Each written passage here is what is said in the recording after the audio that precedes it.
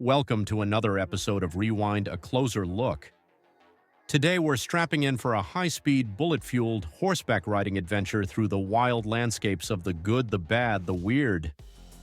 Released in 2008 and directed by Kim Jee-woon, this South Korean action western takes everything you love about classic spaghetti westerns, cranks up the energy, throws in some martial arts, and adds a ton of style.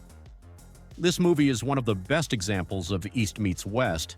It's a western, but instead of cowboys and tumbleweeds, we have bandits, bounty hunters, and an absolutely insane chase through the deserts of 1930s Manchuria.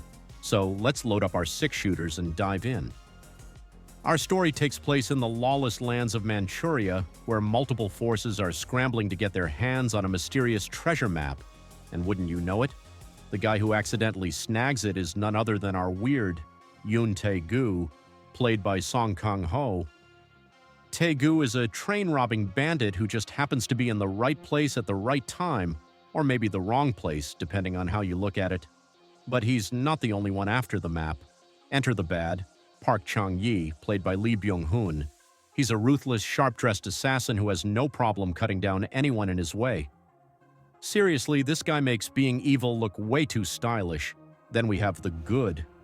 Park Do-won, played by Jung Woo-sung, a bounty hunter who's chasing Chung-yi but gets roped into the chaos when he realizes there's way more going on with this treasure hunt.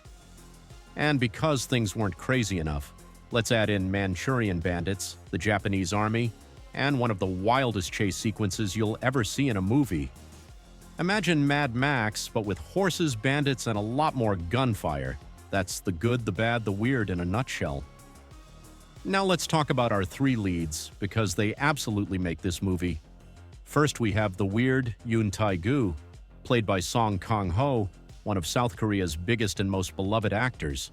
If you've seen Parasite, Memories of Murder, or Snowpiercer, you know this guy can do it all. In this movie, he's the ultimate wild card, part goofball, part genius, part survivor. He doesn't really plan ahead. He just kind of stumbles his way through life, and somehow it works. Next, we have the bad, Park Chung-yi, played by Byung-hun, who you might recognize from I Saw the Devil or even G.I. Joe. He was Storm Shadow. He brings this eerie, cool villain energy to the role. He's the kind of guy who walks into a room and suddenly you realize you're the main course on the murder menu. His leather gloves, his dramatic poses. This guy is what every action movie villain wishes they could be. And finally, we have the good. Park Do-won, Jung Woo-sung plays the no-nonsense bounty hunter with expert marksmanship. He's got a strong sense of justice, but also a bit of a lone wolf attitude. Unlike the other two, he actually has a goal: stop Chung-yi, catch Tae-gu, and somehow make it out alive. And let's be honest, if you're betting on anyone in this movie, it's this guy. Kim Jee-woon doesn't just direct action, he orchestrates it. Every scene is shot with such kinetic energy, it feels like you're inside the chaos. The train heist at the beginning? Insane. Tae-gu casually jumps onto a moving train thinking he's just robbing some rich people. Instead, he ends up in the middle of a battle between Chung-yi's gang and a squad of armed guards. Cue a gunfight that feels like it was choreographed by someone who watched every Sergio Leone movie on Fast Forward. But the real crown jewel? The final chase scene. It's about 10 minutes long, and it's one of the most intense, high-energy action sequences ever filmed. Horses, motorcycles, gunfire, explosions. If you're not holding your breath by the end, you might be a robot. This scene alone is worth the price of admission. Now, what makes this movie really stand out is its humor. It never takes itself too seriously. There are ridiculous standoffs, over-the-top reactions, and moments where you're laughing while explosions are going off in the background. Tae-gu's goofy charm, Do-won's deadpan reactions, and Chung-yi's overdramatic villain moments all come together in this perfect blend of action and comedy. Think of it like this.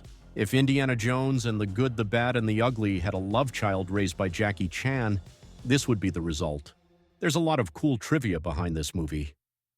The film is obviously inspired by The Good, the Bad, and the Ugly, but it also takes cues from classic Hollywood adventure films and even Hong Kong action cinema.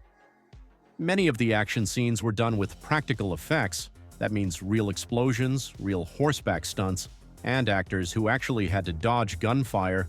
Okay, maybe not real bullets, but still. Depending on which version of the movie you watch, you might see a different ending. The original cut had a more tragic, dramatic finale, but the international version lightened it up a bit.